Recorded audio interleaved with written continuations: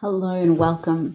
Just wanted to do a quick follow-up broadcast. I'm Davina. I was listening to the January 6th committee hearings and wanted to share with you this quick clip, which is probably causing Trump some consternation because it's his daughter looking to camera and speaking to the fact that she accepted her father had lost the election.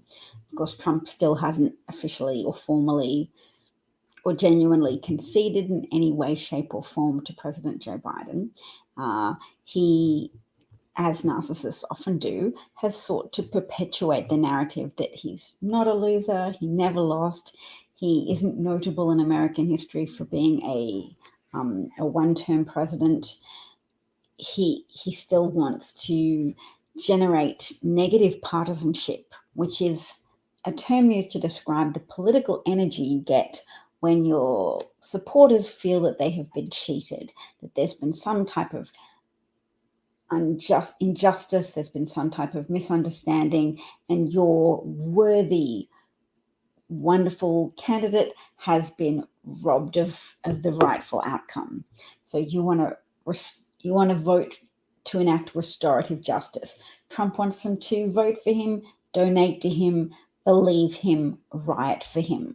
All of those things are part of Trump's ambitions for those people he's managed to bamboozle into conflating support for Trump with support for the United States, which isn't a difficult sell when you've positioned yourself as the king, the god king of white supremacy, and you know that there's a larger than previously acknowledged vein of white supremacist loyalty in the United States from not only wealthy people, but also from aspirationally wealthy people and even impoverished people who think, I don't want to lose the advantages I have from being part of a racially dominant political class. I don't want to lose my protected white status. I don't want to live in a majority-minority country where an effort is made to deliver some version of equality. Now, I'm all on board with people thinking that communism is something worthwhile fearing. It's definitely worthwhile to fear communism. It's a hyper-ideological system, often imposed through violence, societal upheaval, and domestic terrorism, with horrifying outcomes that involve mass starvation, mass murder, mass imprisonment, mass exile, and whether voluntary or involuntary mass exile.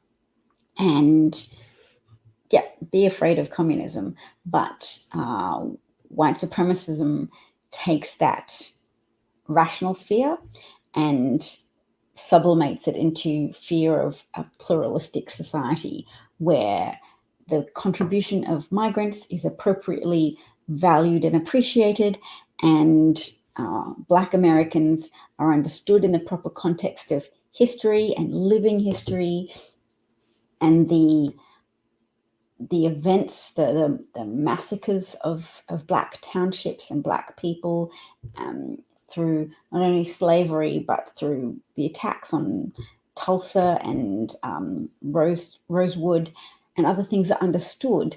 And it's understood that there is a defensive psychological legacy to that engenders ongoing racism in some people's mind. Racism that they don't even acknowledge because they can say to themselves, I like this one Black person I know. I have Black friends. I know some people. I'm not generically dismissive of all Black people, but if you're dismissive of them collectively, you're dismissive of the need for American history to be taught with an eye to at least semi-accuracy, without the need to literally whitewash American history to make it more palatable, fodder for a white worthiness narrative, a white heroic narrative. If you can't accept that American history includes massacres of innocent Black people, the enslavement of innocent Black people, the mistreatment of Black people, the efforts to exclude Black people from political power, from any type of social or cultural power, then you'll know that those efforts have a legacy that needs to be acknowledged, because the legacy is still operational in many different facets of American life, including that loophole to the 14th Amendment, which ostensibly ended slavery, but in practical terms perpetuates slavery by carving out an exception that you can imprison people, you can profiteer off slave labor, provided that person has been incarcerated through the judicial system, thereby incentivizing the purposeful incarceration of Black Americans, including innocent Black Americans, including Black Americans who have committed minor offenses, but to derive significant profit from that pool of forced labor, which is made possible through that part of the 14th Amendment that says, yes, we're ending slavery, except in the case of people working in prison for a pittance and having the profits go to either private prison owners or even public prison owners and operators. So let's listen to Ivanka describe how she accepted the then Attorney General William Barr's assurances that there was no evidence that the election result had been stolen from her father, Donald Trump. This is the president's daughter commenting on Bill Barr's statement that the department found no fraud sufficient to overturn the election. How did that affect your perspective about the election when Attorney General Barr made that statement? It affected my perspective. I respect Attorney General Barr. So I accepted what he was saying. This is the president's daughter commenting on Bill Barr's statement that the department found no fraud sufficient to overturn the election. All right, so we've seen that. The testimony of Officer Edwards was also very moving. It was something I watched then in the last half hour or so, and she was attacked. She had a bike rack put over her head and pushed against her, causing her to step backwards and fall against the concrete steps of the Peace Circle outside of the Capitol building.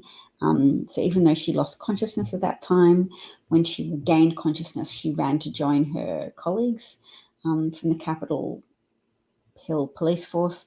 She helped administer medical treatment to some people. She was then once again injured.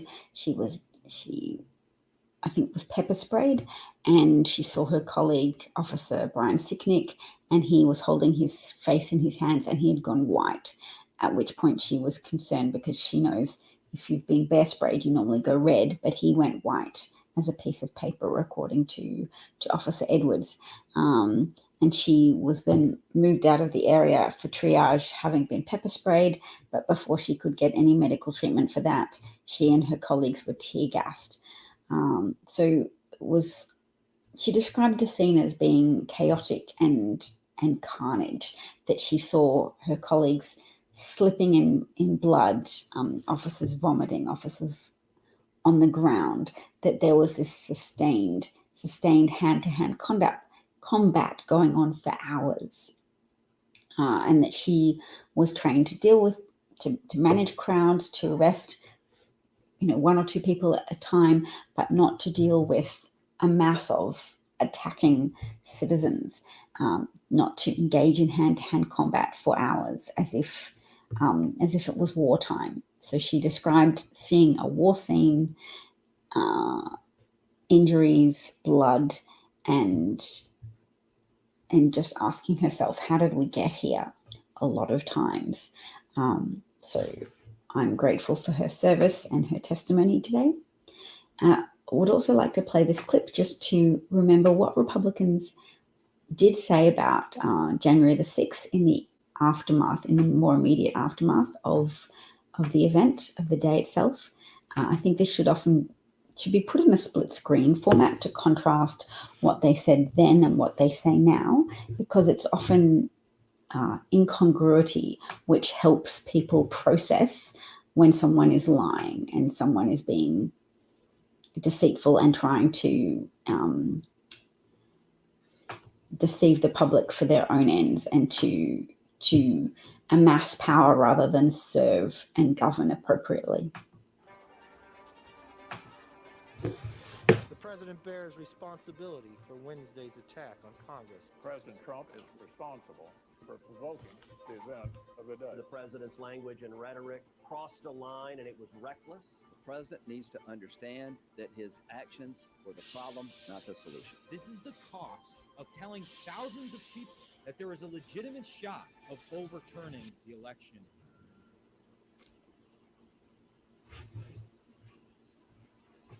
That so needs to be contrasted with what they're saying now, but I still appreciate that as 35 seconds worth of collected initial honesty, initial honest impulses.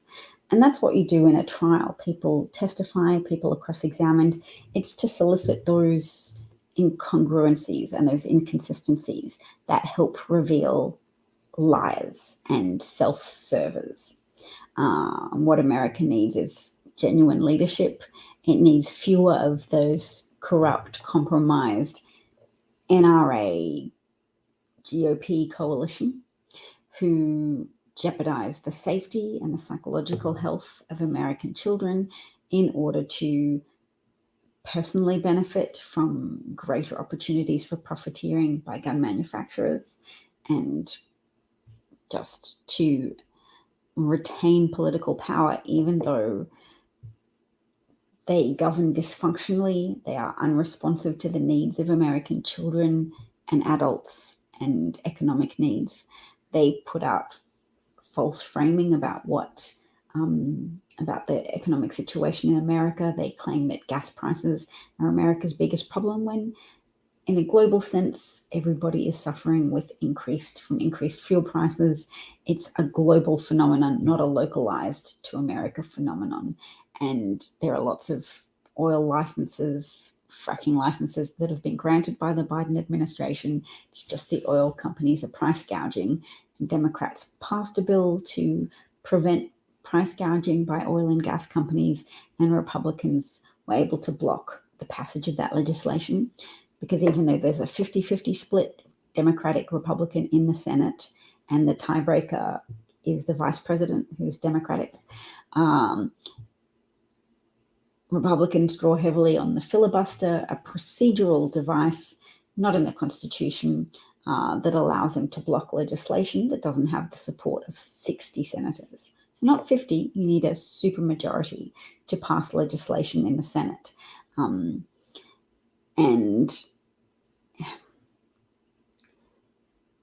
the media consistently, subtly, covertly favors Republicans by underplaying Republican obstructionism, Republican sabotage,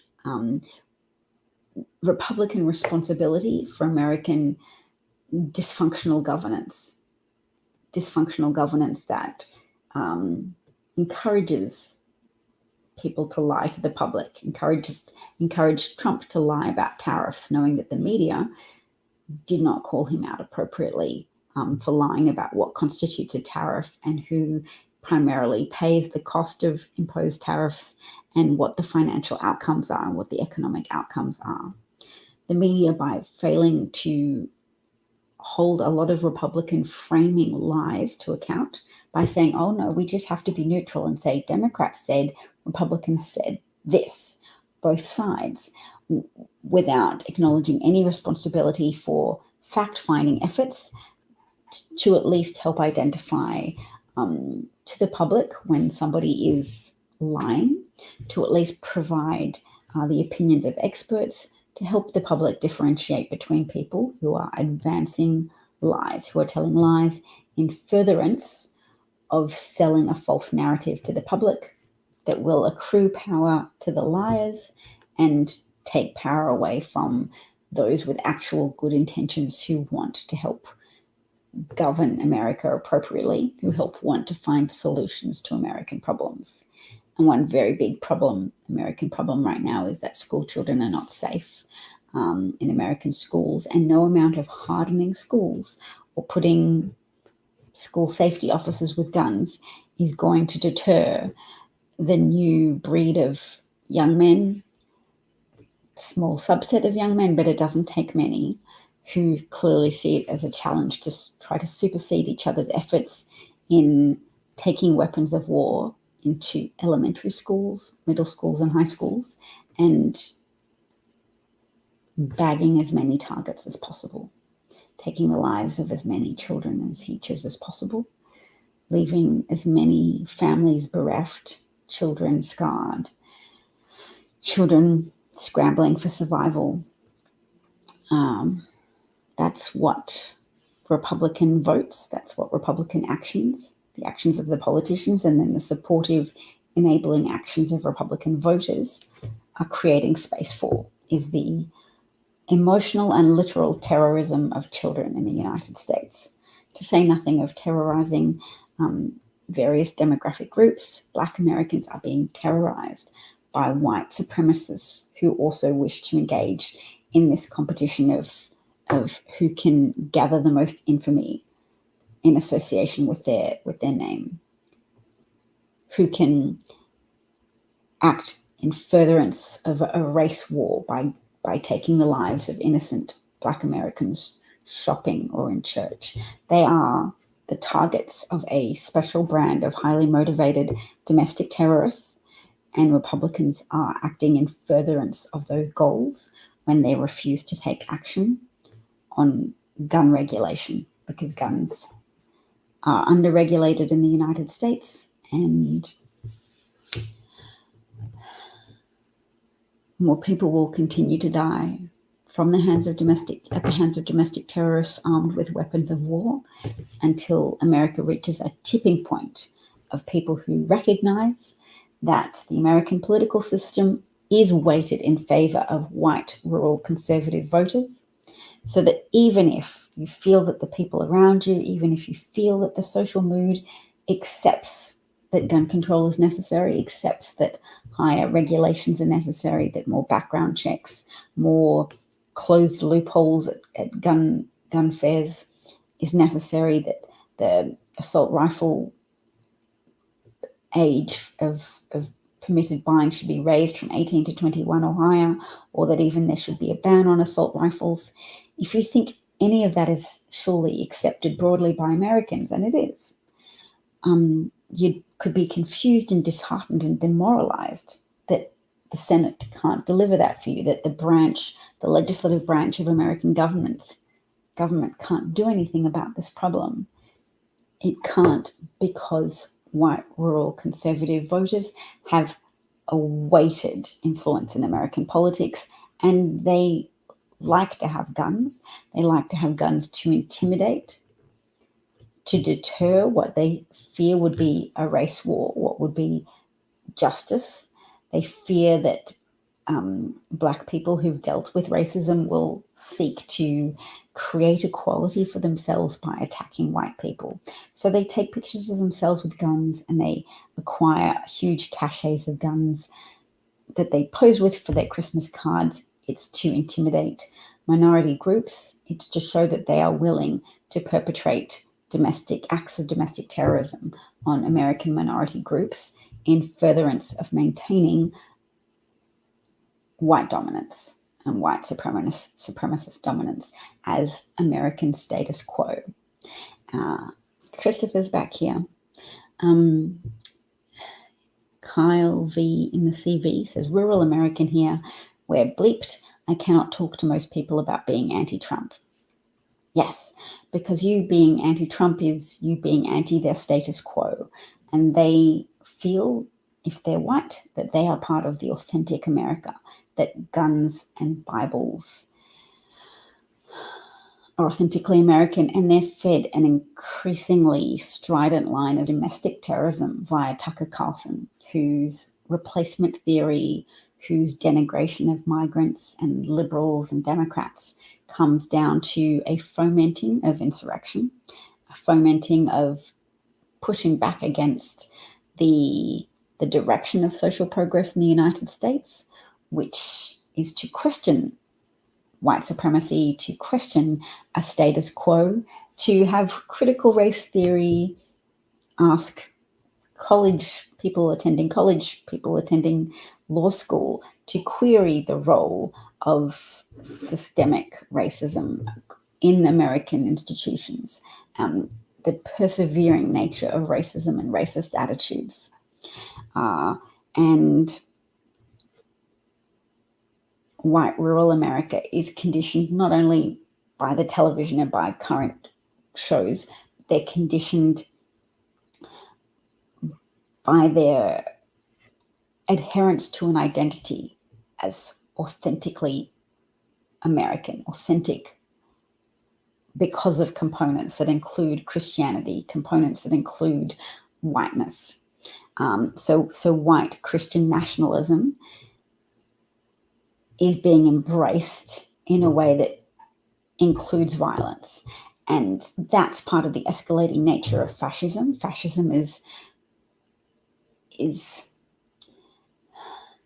the galvanizing effect of one leader who's prepared to jettison social considerations, pro-social considerations, who's prepared to add the thrill of violence to conservatism. Conservatism means conserve the status quo, identify a threat, and say, we're here to maintain, we're here to conserve what we know. Fascism is saying, let's identify this minority group as a threat and feel and enjoy the unity and the patriotism that comes of denouncing in concert.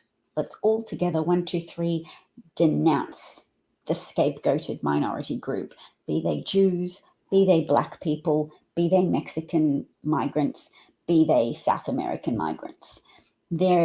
People enjoy doing things in concert with each other, whether it's literally go to a concert and all enjoy the music together, whether it's watch Fox News in their own homes, but then meet up with your conservative friends and all agree, to all be in agreement with each other about who's to blame and how migrants are ruining America, and to have these truths.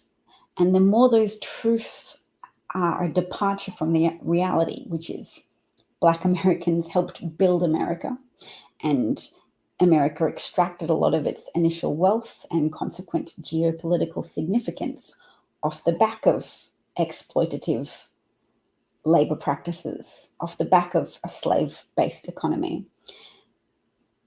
And that the second wave of American wealth and geopolitical significance is a product of attracting migrants because of good political decisions and labor movements that made America invest in its own infrastructure. So not just that it had the freedom to allow millionaires and billionaires to exist, but that American innovation and creativity was supported by high taxing millionaires and multimillionaires to create road systems, transport systems that helped bring people together, that helped cities grow, that helped pave roads, and helped create a second wave of wealth that wasn't as exploitative as the initial slave-based economy. So Christopher said hi, and I did I say hi back? I might have. But in any case, I'm going to go to bed. But thank you for showing up. Thank you for watching the hearings if you have. Kyle from the CV, my heart goes out to you in sympathy if you are anti-Trump and your values have deviated from the values of people around you. That's hard. You don't get to enjoy that thrill of thinking in concert. You don't get to experience the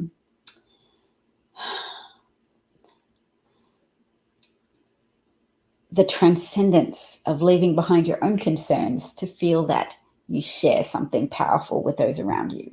Because if everybody else around you is enjoying the transcendental bliss of groupthink and group worship of Donald Trump and the hope for white Christian nationalism that Trump represents and that Trump accelerated, that Trump energized, you're missing out, and it would feel bad. It would leave a sour taste in your mouth. So you can come to other places where people will share your values, parts of Twitter, maybe a parent group that opposes gun violence.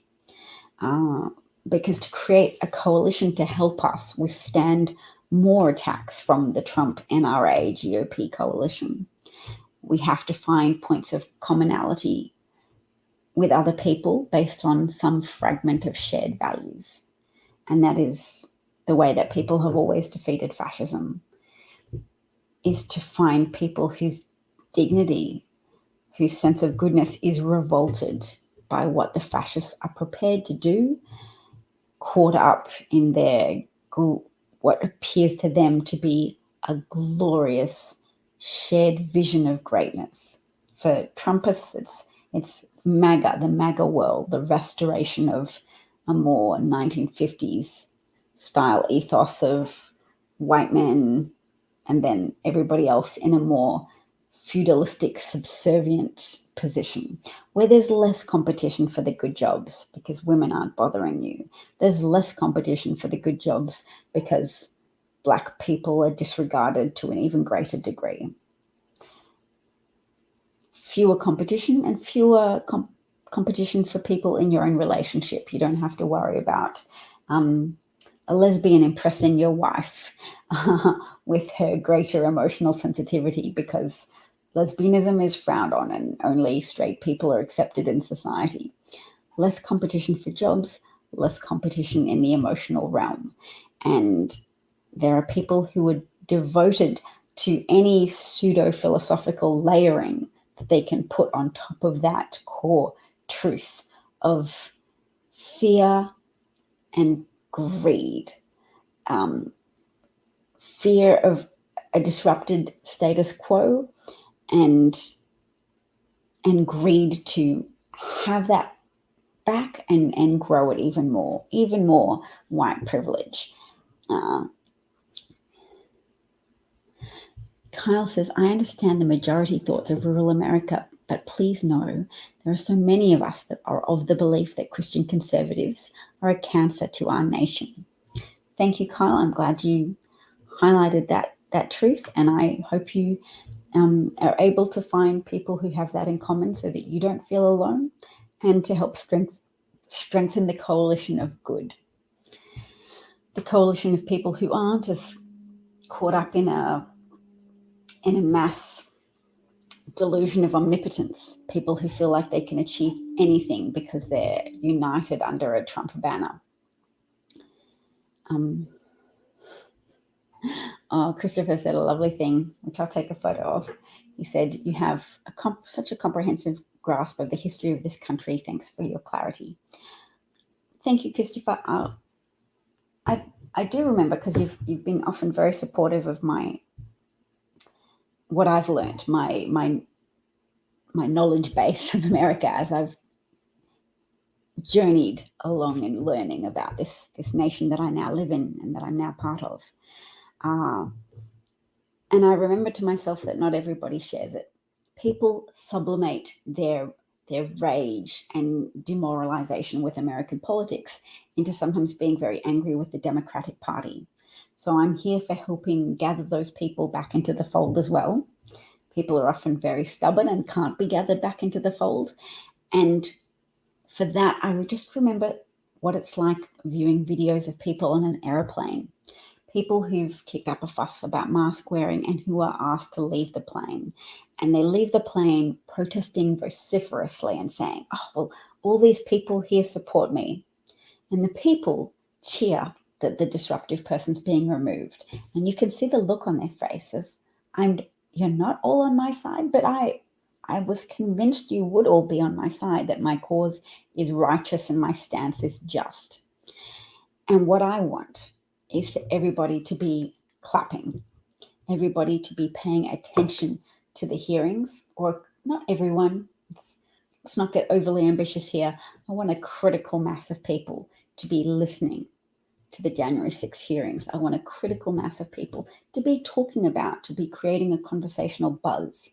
So even if what I'm doing is throwing one pebble in the pond of public attention with this broadcast, one pebble in the stream of collective thought, talking about it, having a point of joint attention with our fellow American citizens and our fellow American residents. I'm not a citizen, I'm a resident. I'm here though, and my children are going to these schools. My children are doing these drills. My children are aware of the great betrayal of American adults who haven't yet been able to produce a Senate composed of enough people who care about safeguarding the lives of children to do something about the overproliferation of war weapons, the under-regulation of war weapons, so that there can still be 18-year-olds competing with each other with access to weapons that allow them to compete with each other, how many members of a minority group they can gun down, how many South American, how many Mexican migrants they can gun down in a El Paso supermarket, how many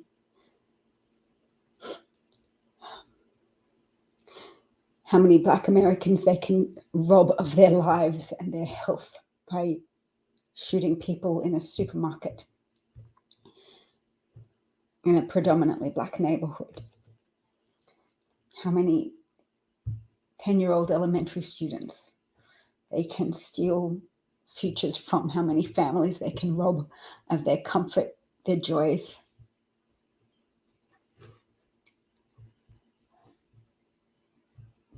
Their family unity. It's a sociopathic competition that Republicans enable via their obstruction of gun legislation. And if you don't vote for Republicans, you're not as directly culpable. There are degrees of culpability, there are degrees of enabling. But our politeness and our civility to people who vote Republican is something that I think has to be wound back, and we have to be able to make use of our innate need to shame people away from doing destructive things. Shame doesn't work on everyone. With 18-year-olds, you can't necessarily shame them into not having sociopathic competitions in dark corners of the internet, but you can make it more difficult for them to get guns. And what's stopping that is us still smiling and getting along with Republicans and people telling us that we have to do it for the sake of civility. We don't have to smile at them. We don't have to make small talk or be pleasant. We don't have to yell or rage or scream, but we can make it clear that we think that they are part of the culpability chain resulting in the terrorism of children, the terrorism of Black Americans, the facilitation of domestic terrorism at multiple levels in American daily life, and the exacerbation of this trend over time as right-wing, libertarian right-wing, and white Christian nationalism right-wing tendencies bubble away in their contrarian, anti-authority, anti-civil rights attitudes in dark corners of the internet and dark ways to meet other people and join neo-Nazi gangs. But the internet does facilitate a lot of the inculcation of sociopathic, murderous tendencies. So Kyle says, the amount of times I hear people say all lives matter is the most infuriating thing I come across. Well, of course, that's people trying to reassure themselves that they aren't, in fact, ignorant of the way in which Black Americans are disproportionately targeted by domestic terrorists and disproportionately targeted for police brutality from covertly or overtly racist federal officers and state officers. It's a way of reassuring themselves that they're not racist, and a way of asserting that they think reverse racism is a bigger problem in America than racism. It's how they show their racism. But yes, that's all from me. Thank you so much for being part of this broadcast today, Kyle and Christopher. Take care and talk to you another time. Sleep well.